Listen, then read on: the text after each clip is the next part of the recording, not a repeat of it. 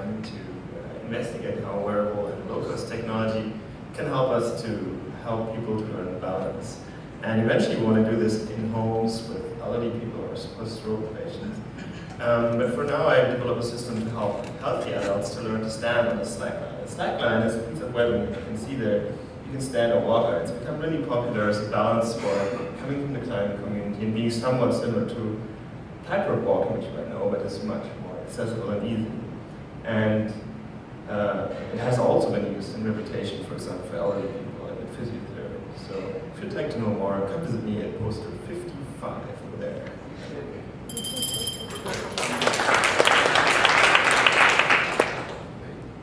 Good morning, I'm Eric Gibson, and I'm from the University of Maryland. I'm presenting some work that we did. We developed a treadmill, or we didn't develop a treadmill, we developed a low-cost way to provide visual feedback about trunk motion during walking. And we're in the middle of running a randomized controlled trial, and I'm presenting some preliminary data from that showing clinical improvement after 4 weeks of training. And a figure that didn't make it onto this slide is a comparison of a group that held the handrails and a group that did not hold the handrails. And a teaser for that is the handrails minimize the carryover effect. Thank you.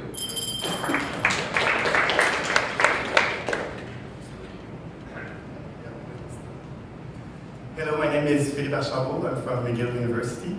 I'm presenting some new development related to our power wheelchair driving simulator. So we developed a new version through a user-centered approach. We first designed a version with a team of 3D graphics designer and clinicians.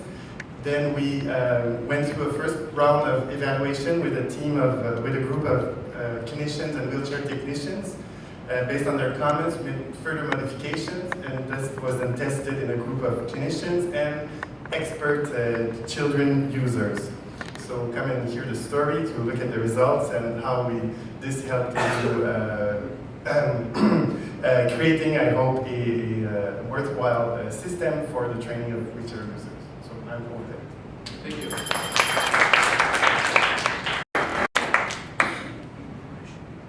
I'm Joyce Pham. I'm presenting this on behalf of a doctoral student, Anuja Dareka, who unfortunately needs to be back in India for family reasons.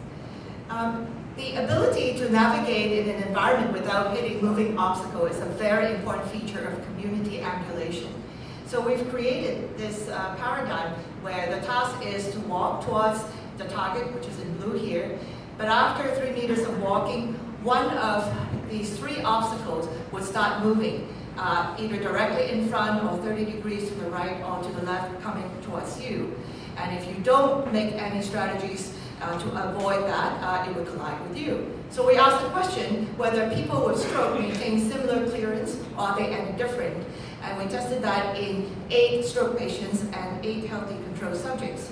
Turns out, yes, they do. They do maintain clearance, but they maintain larger clearances to avoid moving obstacles. The advantage of this task is we can test it in a joystick situation as well as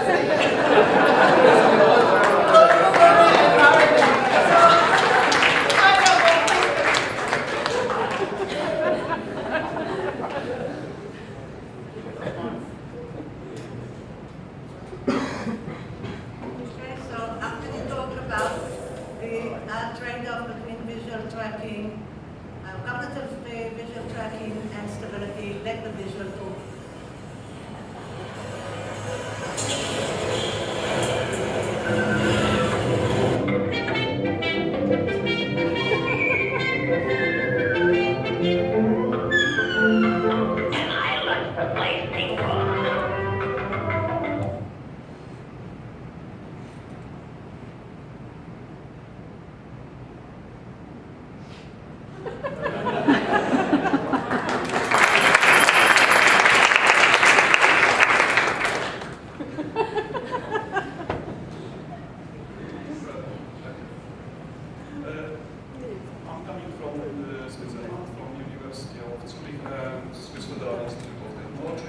We would like to show some study about the tactile feedback.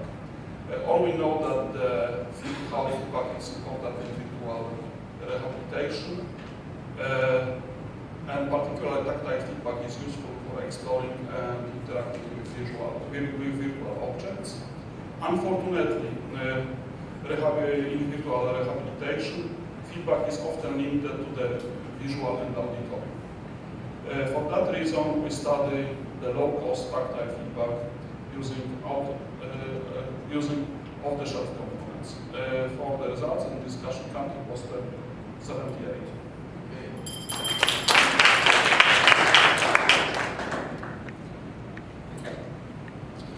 So good morning everybody, my name is Iveta Fajnerova and I'm from Prague, which means I represent the 1% of people coming from Czech Republic. And if you are interested in our work, we are working with schizophrenia patients and we are assessing their cognitive deficit using some virtual analog of spatial navigation tasks such as Morris Watermaze.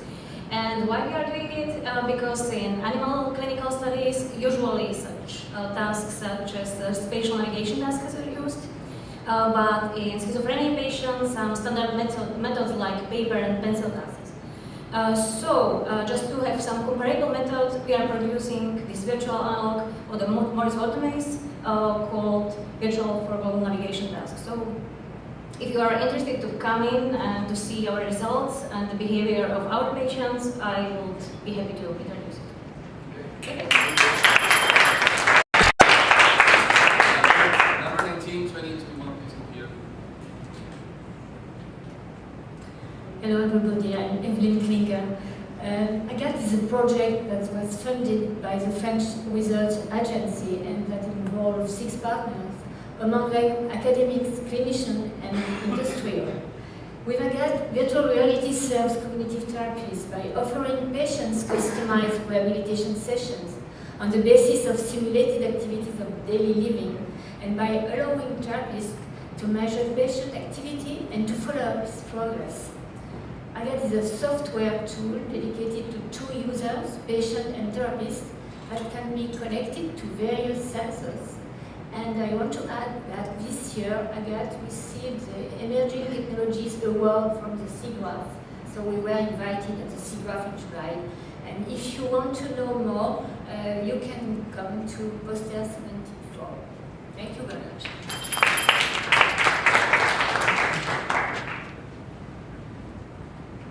Virtual reality systems are promising treatment options for physical and occupational therapists in stroke rehab because they can target the motor learning principles of challenging, task-oriented, and motivating practice. However, as we've heard often during this meeting, it can be really difficult to train therapists to integrate virtual reality systems into practice, and there are few training options available.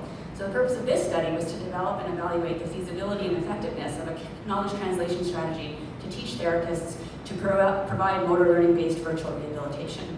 So the KT strategy includes interactive e-learning modules with videos and activities, in-person experiential training, audit and feedback, as well as ongoing membership. And we're focusing on GestureTech's IREX system because that was in place at the 2 clinical sites but going completely unused. So therapists have gone through the KT strategy and we're collecting data from both therapists and clients. They're using the IREX system. And our hope is that this KT strategy can be generalizable to other systems and can be implemented on a wide scale.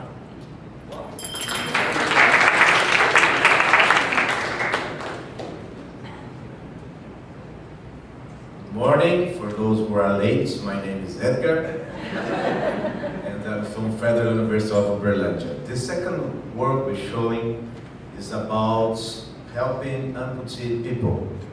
In the first stage, they have a lot of psychological problems to adapt to their real processes. So we developed a platform that can help them using the augmented and virtual reality for the training phase. And this platform can collect EMG signals from the remaining muscles. And also we are trying to do and get some results with brain waves. So it's a platform that can identify different biofeedback to help amputees for the training stage. Please come on, thank you.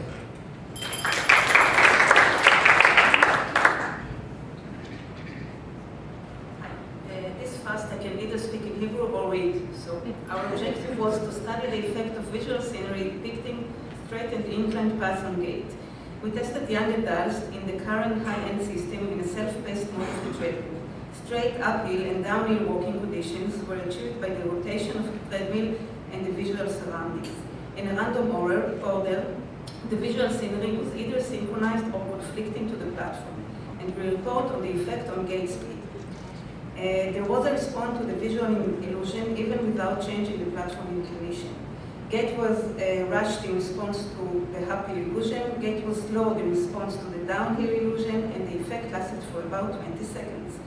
It remains to be seen whether this effect can be utilized in gait rehabilitations. More details and the video at poster 62.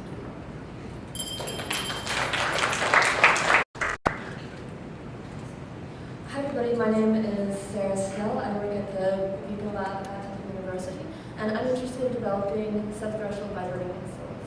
And that really starts with the actuators. So we got our new actuators from linear resonance and put them into flip-flops and did a quick pilot study that compared different types of visual field immersion to the effects of vibration.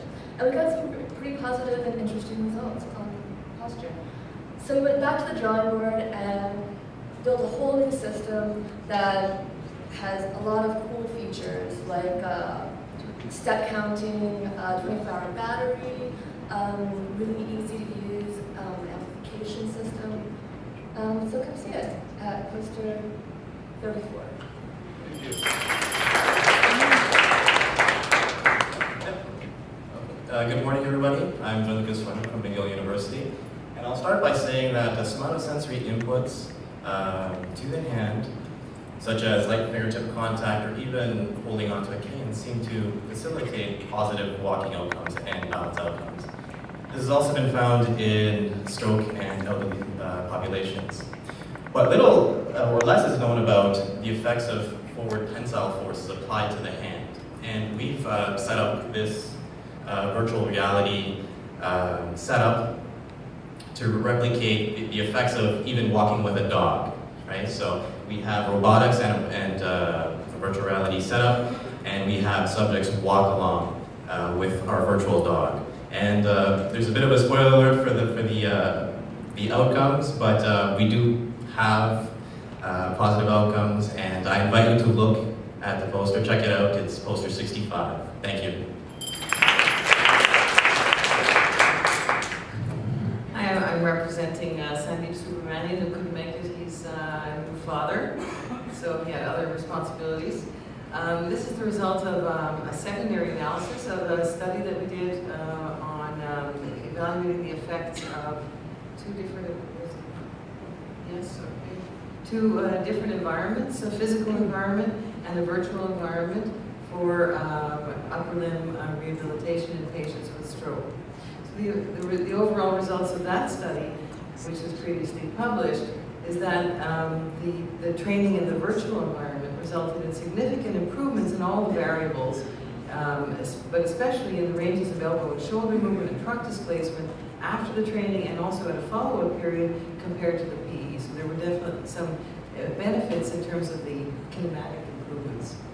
But in the secondary analysis now, we looked at the cognitive impairments and how they related to different aspects of motor learning. The changes are complex, and I invite you to look at the poster. Hi, I'm Gordon Cao from McGill University with Dr. Wendy Levin and Dr. Philippe Archambault. And we're involved in another virtual reality project aimed at upper limb rehabilitation that utilizes the Microsoft Kinect. Our poster is about one of the first basic steps in the development of such a project. That is the kinematic evaluation and validation of Kinect skeletal tracking. So we want first to determine the extent to which the Kinect tracking of hand position, elbow angle, and trunk position match that of a gold standard tracking system. Second, we wanted to know how well the Kinect tracking worked over a range of Kinect camera positions. And so that's what our poster is about. It's poster 32, and if you're interested, come by and I'll explain it all and more. Thank you very much.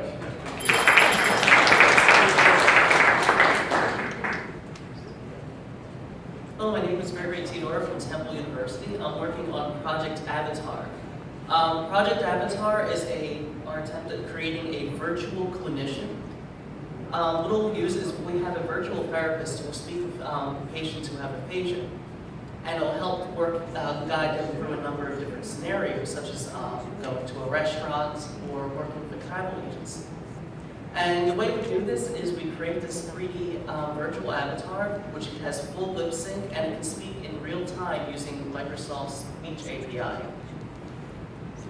To automate the avatar, we're using something called the Olympus Speech Recognition System, which is created at Carnegie Mellon University by Alex Radke.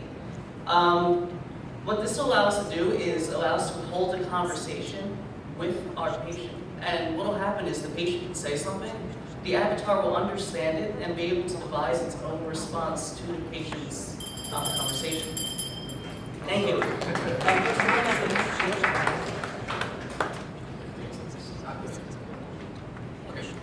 Hi, I'm Matt Whitstein from the University of North Carolina at Greensboro.